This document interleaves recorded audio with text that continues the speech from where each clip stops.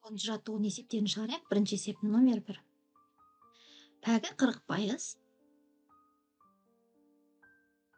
Санға айландырып аламыз. 0,4, яғни 100-ге бөлеміз, иә.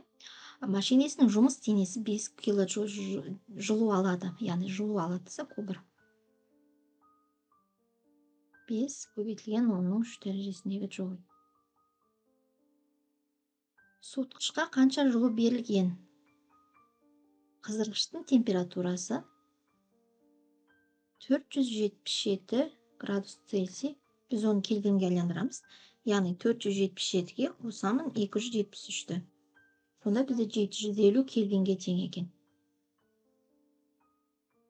Сонда біз суытқышқа берілген жылу мөлшер Q2-ні және суытқышқа берілген температураны, суытқыштың температурасын табамыз.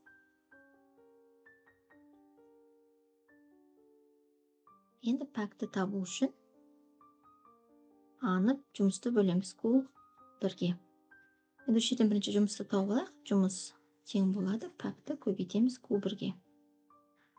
Сонда пәгіміз бізде 0,4, кубырымыз 5 көбейтілген 10-ның 3 дәрежесі. Сонда менде шығады екен. 0,4-ті 5-ке көбейтсем, 2 көбейтілген 10-ның 3 дәрежесіндегі джоуль. Енді жұмыстың өзі бізде Q1 минус Q2-ге тең. Енді осы жерден осы формуладан Q2-ні табу үшін Q1-ден жұмысты азайтамыз. Сонда Q2 тең. Q1-іміз бізде 2 көбейтілген 10-ның 3 дәрежесіне азайтамыз.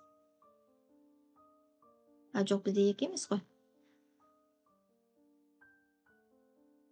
Q1-іміз 5 көбейту 10-ның 3 дәрежесі.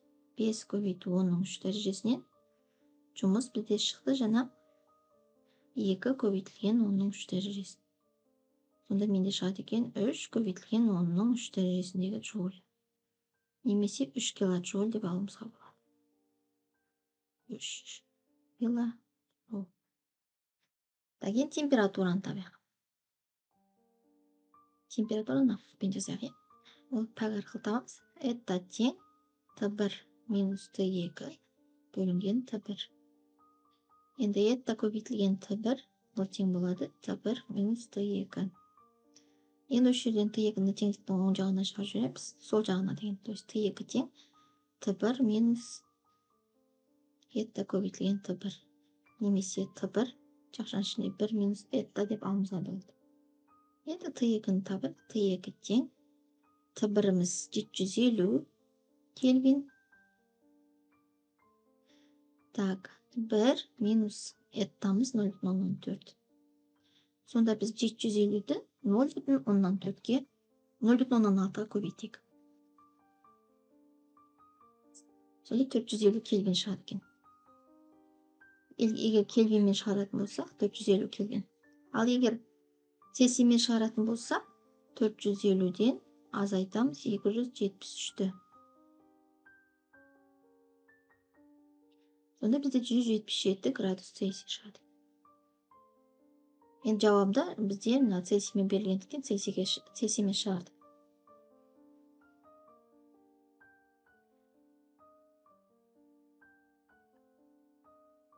Келесі номер 2-ші есепті шығарайық. Идеал жылу машинасының пәгі 35%. 0,35. Суытқыштың температурасы, яғни Т2 тең болады 2 градус Цельсий. Яғни біз оны кельвинге айландырамыз. Т2 тең болады 2-ге 273-ті қоссам 275 кельвин. Қыздырғыштың температурасын табамыз, яғни Т1-ті табамызса, енді тауып болғаннан кейін барып біз Цельсийге айландырамыз. Это тең болады Т1 минус Т2 бөлінген Т1. Это көбейтілген Т1 тең болады Т1 минус Т2. Т2-ні теңдіктің сол жағына шығарып жібереміз, алда минус бар плюс болып барады. Сонда Т2 тең болады Т1 минус это көбейтілген Т1. Сонда Т2 тең болады Т1-ді жақшаның сыртына шығарып жіберем. Жерде 1 минус это алады. Енді осы жерден Т1-ді табу үшін Т2-ні бөлеміз 1 минус это-ға. Сонда Т1 тең болады T2 дегеніміз 275 бір минус 0,35. Сонда 275-ті 0,65-ке бөлем. Сонда 423 кельвин шығады екен. 423 кельвин.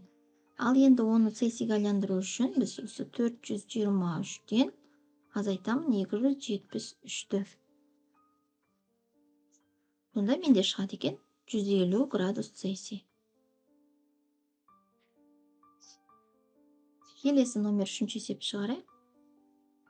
Жылу машинасының қыздырғышының температурасы, яғни Т1 тең 150 градус цельсий. Енді біз оны кельвинге айландырайық. 150-ге қосамын 273-ті. Онда менде 423 кельвин шығады екен. Сотқыштікі дейді Т2. Ол бізде 25 градус цельсий екен. Яғни 25-ті қосамын 273-ке. 298 кельвинмен шығарамыз. Мәшине қыздырғыштан 40 килоджоуль энергия алады. Яғни кубір қыздырғыш болса 1 болады бізде. 40 көбейтілген оның 3 дәрежесіндегі джоуль деп алайық. Мәшине қандай жұмыс жасаған? Аны табамыз. Так, енді бірінші пәгін тауып алайық. Пәк тең болады Т1 минус Т2 бөлінген Т1. Орнына қойып есептейік. 423 минус 298 бөлінген 423. Так, енді біз пайызға көбейтпейік, шығара салайық. 423 минус 298 125 шығады, оны бөлем 423-ке. Сонда 0,129 шығады екен. Ал енді пәктің өзі былай А бөлінген кубірге тең. Енді осы формуладан Аны табу үшін пәкті көбейтеміз кубірге. Сонда пәгіміз және бізде шықты 0,129, яғни еттамыз. Кубіріміз 40 көбейтілген оның 3 дәрежесі. Енді осыны көбейтеміз 40-қа.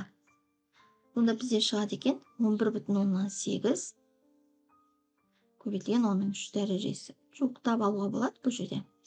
12 килоджоуль деп. Келесі номер 4-ші есеп шығарайық. Бір цикл барысында жылу машинесі сотқа 60 килоджоуль жылу мөлшерін береді. Яғни сотқа болса Q2 60 килоджоуль 60 джоуль екен бізде. Машиненің пәгі 20%. 20%-ын 0,2 санға айландырып аламыз бірден. Ол 5 циклде, N тең 5 циклде қандай жұмыс жасайды?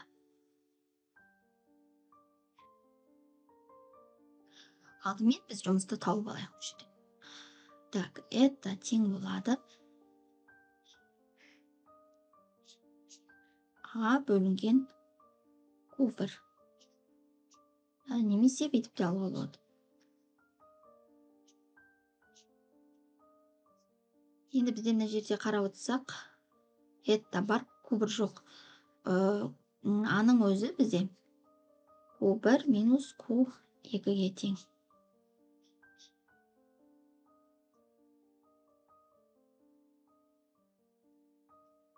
Енді мына жерге аның орнына қойып жүрейік. Q1 минус Q2 бөлінген Q1. Так, енді пропорциямен Q1 мына жерде это көбейтілген Q1 тең болады Q1 минус Q2. Так, Q2 бар, бізде Q1 жоқ. Енді Q2-ның теңдіктің оң жағына шығарып жүрейік. Q2 тең болады Q1 минус это көбейтілген Q1. Сонда Q2 тең болады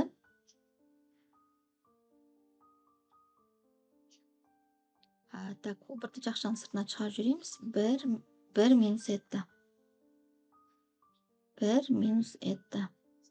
Сонда Q2 тең болады Q1, яғни бірден еттаны, яғни 0,2-ні алсам 0,8 шығады екен. Так, енді бізде Q2 бар, Q2 60 орнына қоямыз. Q1 көбейтілген 0,8. Енді осы жерден Q1-ді табу үшін 60-ты бөлеміз 0,8-ге. Сонда 75 шығады екен. 75 джоуль.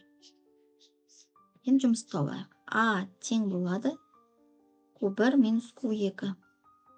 Ол тең болады. Q1 дегенге 75-ті қоямыз. Q2-ге 60-ты қоямыз. Сонда общий бізде 15 джоуль. Балалар, енді бұл 15 джоуль бір циклде жасалатын жұмыс. Ал енді 5 циклде жасалатын жұмыс, яғни n-ді көбейтеміз А-ға. Демек, n дегеніміз бізде 5 цикл ғой. 5 көбейтілген 15 тең болады 75 джоуль.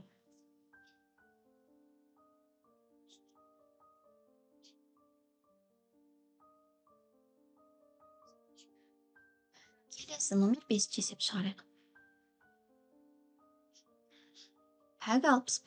60% сразу санға айландырам. 0,6 болады. Қыздырғыштың температурасы Т1 тең 480 градус. Яғни Цельсиймен белгілі кельвинге айландырамыз. 480-ге қосам 273-ті. 753. Так. Суытқыштың температурасы қандай? Т2-ні табамыз. Қыздырғыштан алған жылудың қай бөлігі суытқышқа беріледі? Қыздырғыштан алған жылудың бөлігі қандай бөлігі суытқышқа беріледі? Q2-ні Q1-ге қатынасын тауып, пайызбен алып шығарамыз, Алдымен біз суытқыштың температурасын табайық. Это тең болады Т1 минус Т2 бөлінген Т1. Это Т1, ол тең болады Т1 минус Т2. Так, енді осы жерден Т2-ні теңдіктің сол жағына шығарып жүрейік. Т2 тең болады Т1 минус это көбейтілген Т1. Т2 тең болады Т1-ді жақшаның сыртына шығарып жібереміз. 1 минус это. Сонда Т2 тең болады Т1-іміз 753. 1 минус этамыз бізде 0,16. Сонда Т2-іміз неге тең болады? 1-ден 0,16 алсақ 0,4. Көбейтемін 753-ге. Сонда 301 кельвин болады екен. Егер Цельсийге айландырып жүретін болсақ, 301-ден 273-ті аламыз. Так, 301-ден 273-ті алсақ, 28 градус Цельсий шығады екен. Так, енді ары қарай Q2-ні Q1-ге қатынасы. Енді это тең Q1 минус Q2 бөлінген Q1. Это көбейтілген Q1, ол тең болады Q1 минус Q2. Так, Q2-ні теңдіктің сол жағына шығарып жібереміз. Q2 тең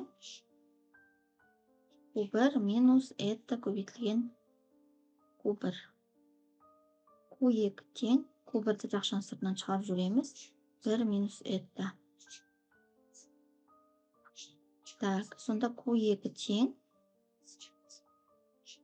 Q1 көбейтілген 1-ден 0,16 алсақ 0,14. Енді Q2-ның Q1-ге қатынасы тең болады. Q2-ге нені қоямыз? 0,14. Q1-ді қоямыз. Мына жерге Q1-ді қоямыз. Q1 мен Q1 қысқарып кетеді. Сонда менде 0,14 қалады. 0,14. Енді оны санға айландыратын болсақ, көбейтеміз 100%-ға. Ол тең болады 40%. 40% бізде пайдалы пайдалыға жұмсалады да, пайдалыға 60%, 60% беріп тұр. Қалған енді 40% суытқышқа кетеді деген сөз. Келесі есепті шығарайық. Номер 6 есеп.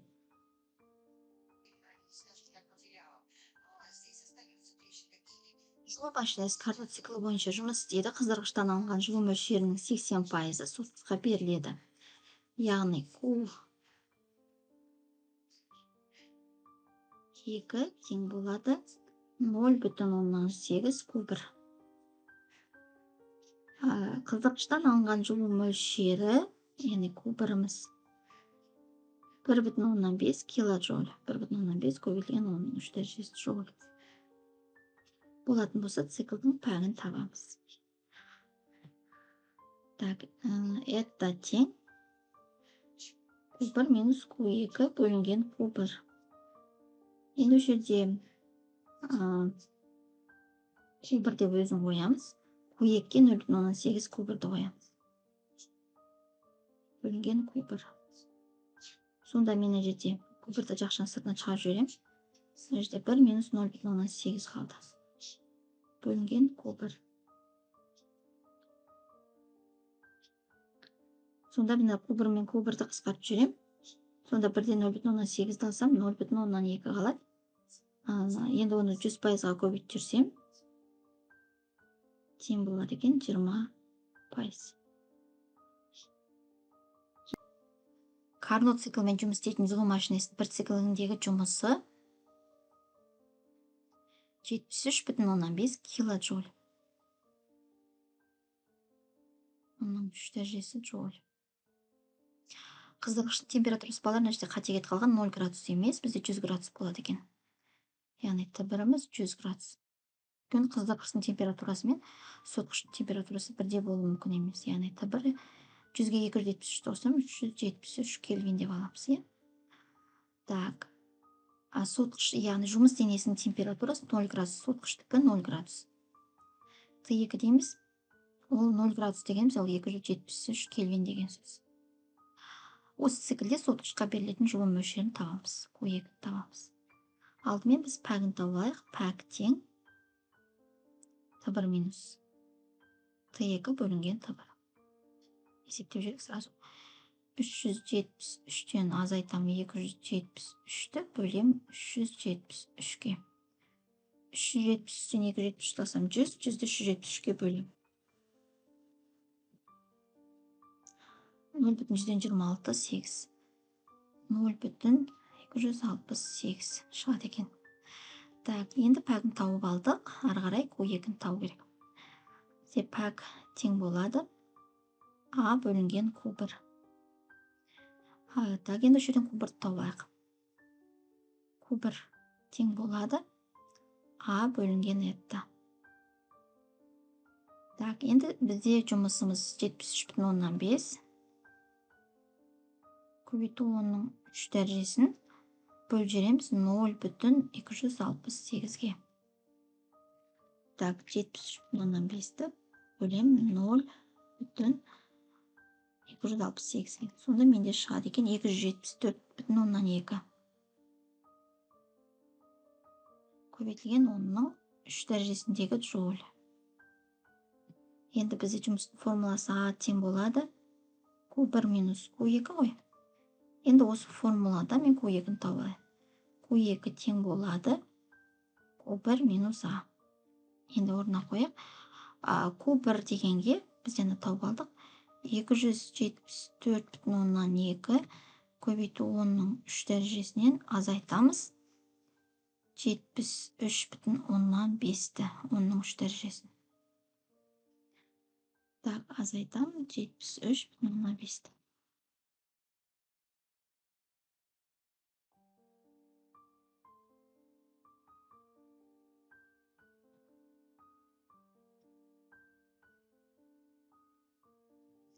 Так, сонда менде шығады екен 200,7 көбейтілген 10-ның 3 дәрежесі.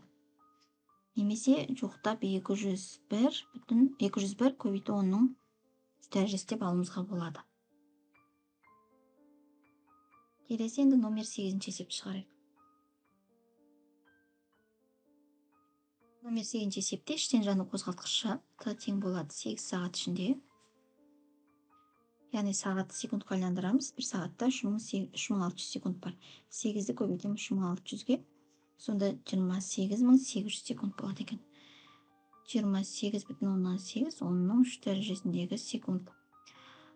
Так, 2 литр бензин. В тең болады 2 литр, О тең болады 2 көбейтілген 10-ның минус 3 дәрежесі метр куб. Так, бензиннің тығыздығы бізде 710 килограмм бөлінген метр кубке тең. Так, оның қуаты қандай дейді?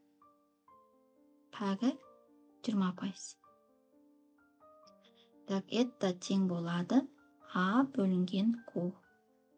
Q бар, е? Енді А-ның өзі бізде жұмыстың өзі N көбейтілген Т-ға тең. Ал Q1 дегеніміз отын жанғанда бөлінетін жылу мөлшеріне тең. Ал ары қарай есептейтін болсақ, Q өзі меншікті жану жылуы, массаны табу үшін ροны, яғни тығыздықты көлемге көбейтем. Сонда бізде формула былай болады екен. А-ның орнына біз N көбейтілген Т-ны қоямыз. Мына жерге Q көбейтілген ро көбейтілген В-ны қоямыз. Енді осы жерден біз енді тауып алайық. N тең болады. Так, мына жерге жазайын. N тең болады. Это көбейтілген Q көбейтілген ро көбейтілген В бөлінген Т. Енді осы жерге қойып есептейміз. Енді меншікті жану жылуын біз кітаптың артында кестеден қараймыз. Мына жерде жазылып тұр. Міне 46 көбейту 10-ның 6 дәрежесі бензиннің меншікті жану жылуы. Так, енді мына жерге қояйық. Пәгі 20%, оны санға айландырамын 0,2. Көбейту. Меншікті жану жылуы 46 көбейтілген 10-ның 6 дәрежесі. Так, тығыздығымыз 710. Көлемі 2 көбейтілген 10-ның минус 3 дәрежесі. Бөлінген уақытым 28,8 көбейтілген 10-ның 6 дәрежесі. Жоқ, 6 дәреже емес, 10-ның 3 дәрежесі. 3 дәрежесі. Так, мынау қысқарып кетеді, мына жерде 3 дәреже қалады. Мынау 10-ның 3 дәрежесі мен мынау 10-ның минус 3 дәрежесі қысқарып кетеді. Сонда біз 0,2-ні 46-ға, оны 710-ға, оны 2-ге көбейтеміз. 0,2-ні 2-ге көбейтсек 0,4, оны көбейтейік 46-ға, көбейтейік 710-ға. Шықты менде 13.064, оны бөлейік 28,8-ге. Сонда менде 453 шығады екен. 453 ватт деп аламыз. Келесі соңғы есеп. Минус 10 градустағы, яғни Т1 тең болады минус 10 градус Цельсий. Массасы 2 килограмм мұз. 100 градус температурада суға айналдыру үшін, яғни температурасы 100 градус суға айналдыру үшін қанша табиғи газ жағу керек дейді. Т2 тең болады 100 градус. Балқу температурасы бізде 0 градус Цельсий.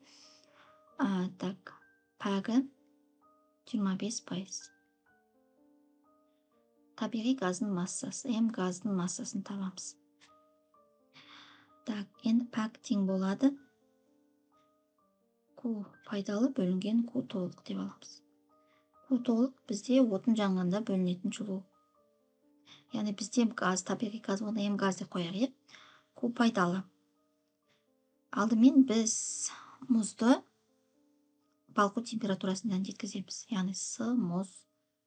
Мұздың массасы Т балқу минус Т1. Одан кейін оны толығымен балқытамыз, яғни лямбда М деген формуламен. Одан кейін оны қыздырамыз 100 градусқа дейін, уже суға айналып кетті. С су М Т2 минус Т, яғни Т1 тек, яғни бұл жерде Т1 болғанда мына Т0 0 градустағы су ғой бізде. Так, енді осыны біз есептеп алған кезде мына жердегі пәк формуласына қоятын болсақ, пәк тең болады Q пайдалыға мынаны қоямыз, е? С мұз М Т балқу минус Т1 плюс лямбда М плюс С су жұбы көте М Т2 минус Т0 0 градустағы су дедік, бөлінген Q М газ. Енді М газын өзін табу үшін массасын, пәк пен газын массасын екеуін орнына ауыстыра саламыз. Қайтадан осы жазамын. С мұз М Т балқу минус Т1 плюс лямбда М плюс С су М Т2 минус Т0 бөлінген Q көбейтілген этта. Так, енді соңғы формуламыз осы болды. Енді біз орнына қойып есептейміз. М газдікі тең болады. Так, мұздың жылу сыйымдылығы 2100-ге тең. Көбейтеміз. Массасы 2 килограмм. Балқу температурасы 0 градус, минус тағы бір минус 10 градус, е? 2 минус плюс болып кетеді. Плюс. Так, енді лямбда дегенді біз меншікті балқу жылуы, мұздың меншікті балқу жылуын тоже кітапта кесте бар, содан қарауға болады.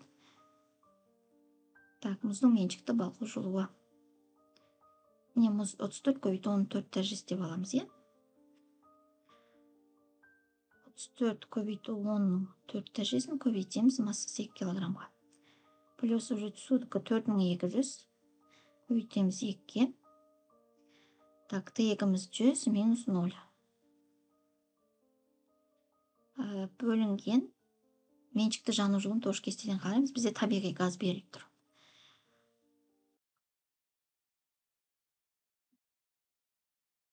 Не заттардың меншікті жану жылуы. Осының үшін мен табиғи газ деген көріп сол бізде 44 көбейту 16 дәрежесіне тең. 44 көбейтілген 16 дәрежесін көбейтеміз. Пәгіміз 25%, 0,25 деп аламыз. Так, енді жоғарғы жағын есептеп алайық, жеке. Осының төменгі жағын есептейміз. Мен барын өшірейін.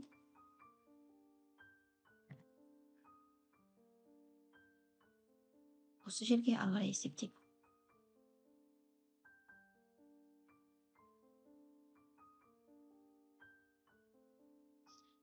Так. 2100-ді 2-ге көбейтсек 4200. 4200-ді 10-ға көбейтсек 42 көбейтілген 13 дәрежесі. Плюс. Мына 34-ті 2-ге көбейтсем 68, сонда 680 көбейту 13 дәрежесі деп алайық. Плюс. Так, 42-ні 2-ге көбейтеміз 8400, 13-ге көбейтеміз. Сонда біз 840 көбейту 13 дәрежесі деп алайық. Так, енді мына жерде 44-ті 0,25-ге көбейтейік. 11 шығады екен. 11 көбейтілген 16 дәрежесі. Енді мына 13 дәрежесін жақшаның сыртына шығарып, мына 16 дәрежесін бірімен қысқартып жүрек. Сонда менде 42 қосу 680 қосу 840 қалды. 42 қосу 680 қосу 840. 1562 қалады екен. 1562-ні 11 көбейтілген 13 дәрежесіне бөлеміз. Яғни 11 мыңға бөлеміз. Сонда менде 0,142 қалады екен. 0,142 килограмм. Ол тең болады екен 142 грамм. Яғни килограмм граммға айландырғанда мыңға көбейтеміз.